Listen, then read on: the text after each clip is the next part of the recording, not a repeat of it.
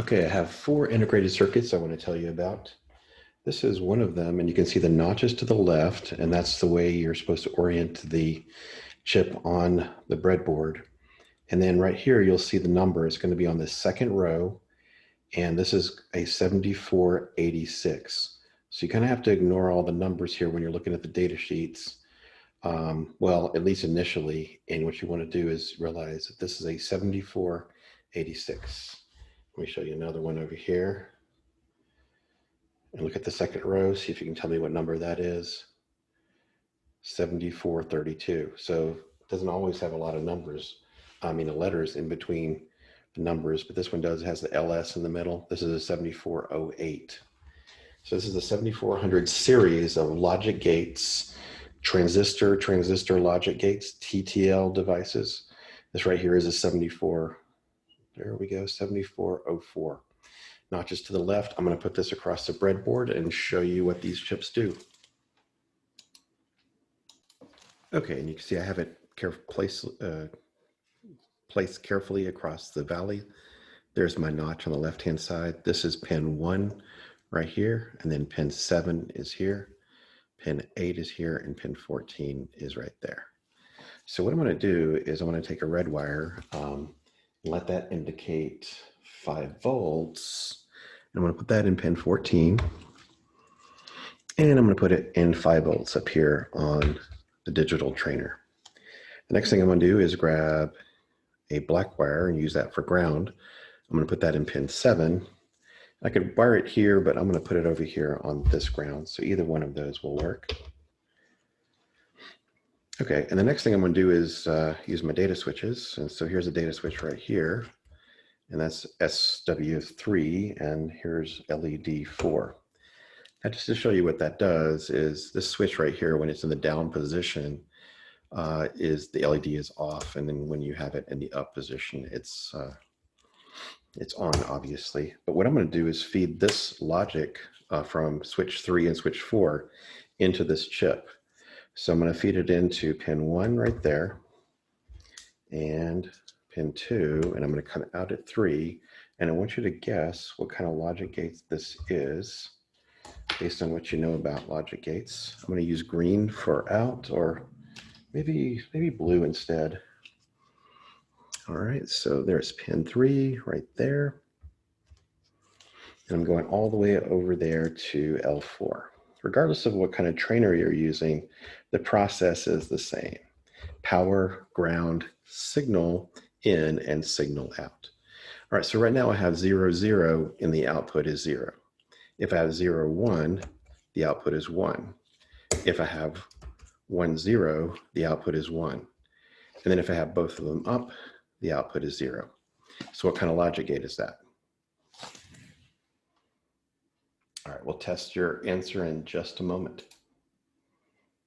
All right, so what I'm going to do next is I'm going to take the 7486 out, and I'm going to put this 7432 in, and you're going to see what that does. Now, in order to do that, I'm going to turn off the power, and the power switch is right up there. So I'm going to turn that off, and then I'm going to carefully pull this out. You can use a chip puller or a screwdriver, or your fingers if you're very careful. And you want to be very careful with these pins here. Now I'm just wearing black gloves because I'm trying to get the contrast in the video visible. So you see I didn't really bend any pins there. If I'm careful, I can just leave all those wires in place and put it right back in the same spot. Let me pause it and then put it back in the same spot. And you see I'm just going to barely press on the top and kind of work its way in until it snaps into position. Hopefully those pins don't bend back when I do that.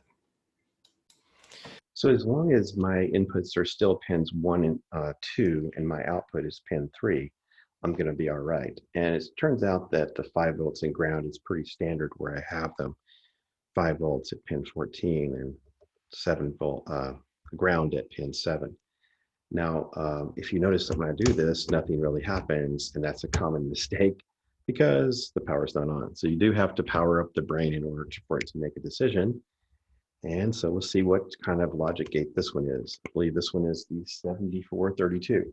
So 0, 0 right here, 0, 0 is a 0, 0, 1 is a 1, 1, 0 is a 1, and 1, 1 is a 1. And I bet you know what kind of logic gate that one is. Let's get another chip. All right, so now I have a 7408, gonna replace that chip, power the circuit off, bring it back to 0, 0, just so I can start with the first row of the truth table. Pull this out carefully, put it off to the side.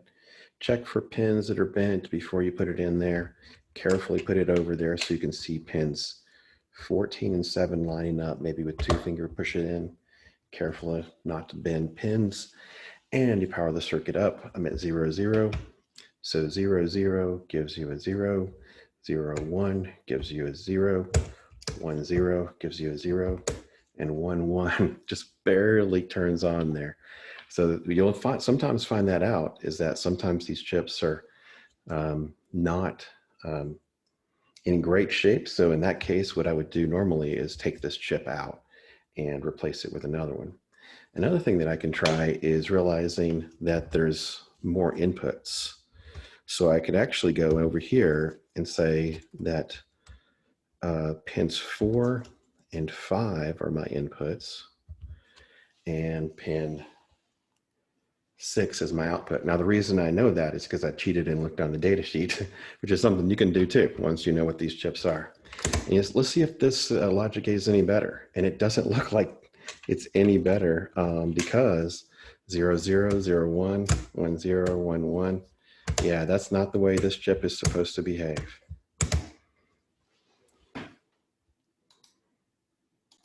So if you encounter something like that, just get another chip out of the shelf and pull this one out, thinking it's bad.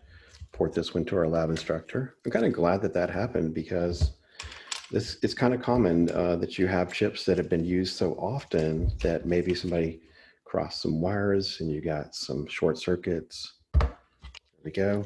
And then I still have it powered and grounded. And I do have the power off when I'm doing this. My signal is going to come out of pin 3, like that right there. Pin 3, and my input needs to go into pins 1 and 2. You can see I'm basically putting them in any of these 5 rows that are lined up like that down there at the bottom. All right, let's see if this does any better. Powering up my experimenter, 0, 0, 0, 0, 1, 1, 0, 1, 1. Much better. So this is obviously a logic gate that's operating as we expect. And I'm not going to tell you what that is because I bet you already know what kind of logic gate that is. I got one more to show you. Let me pause the video. All right, so this is the last chip I'm going to show you on the breadboard. And so I'm going to take switch 1 and I'm going to put it into pin 1. And then I'm going to come directly out of pin 2. Oh, I forgot to turn the power off. That might have messed up something up. All right, so now I got it wired up there. Let's turn the power on, see if it works. And so when this is off, that's on. And when this is on, that's off. So you know what kind of logic gate that is, right? It only has one input and one output.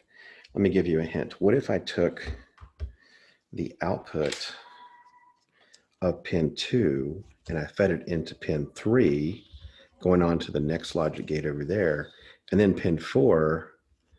So now I have 2 of those gates back to back. I'm going to go like that. And I forgot to turn the power off. So I kind of hot wired it there, didn't I? So notice this, when it's down, it's off. And when it's up, it's on. Okay, obviously that's a NOT gate. And I just double knotted it down here at the bottom. See if I can bring it a little bit closer. You can see that I came out of pin 2, went into pin 3. See if I can get my screwdriver in there. It's a tiny screwdriver. So pin 1, pin 2, pin 3, and pin 4. And then that's pin 7 right there. All right, so let me show you what I've been looking at off screen while I was building those circuits and looking at the chips. The first one I looked at was the 7486, and you can see the numbers for it right there. And you can see why I put 5 volts here and ground over here. And I put 2 inputs, one in pin 1, one in pin 2, and then I fed pin 3 out to the LED.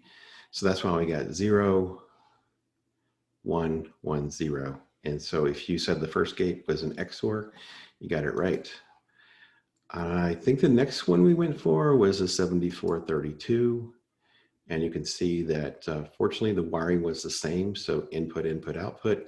If you said OR for the next gate, 0, 1, 1, 1, And you got that one right. See, 5 volts here, ground over there. Back to the data sheet, I did a 7408. I bet you guess what that one was. Input, input, output. That is an AND gate. And finally, I did the 7404. That one was this one right here. And you can see, well, I guess you can't see. Let's see if I can figure out how to get down to the actual internal parts of this. Whoa, okay, so they're not really coming up with a good explanation here, are they? This is not really a great data sheet for this. All right, sometimes that happens. It's showing a lot of details about this, but they're not showing what the inside of the chip looks like. So I might have to replace that data sheet unless I overlook something up here. They do kind of tell you with that right there, but it looks like there's a missing page or something in this data sheet, which sometimes happen. I mean, they kind of tell you here too. Let me pause the video and find a better data sheet for you. And you can see I went right over to Google, typed in 7404 data sheet, and the first thing that came up was this one right here. I mean, these are images, not really the data sheets, but it's still showing the key part of the data sheet that I was interested in here. Input here, output there. So you notice I had a NOT gate, and then I fed this one into this one, and then this one went to an LED, so I double knotted it. You get the idea there. All right. So you're going to be basically using more than one gate on a chip. So prepare for that as you're building your circuits. So you'll end up using more than just pins 1, 2, and 3 during your labs. All right, hope this helps get you started in TTL logic gates.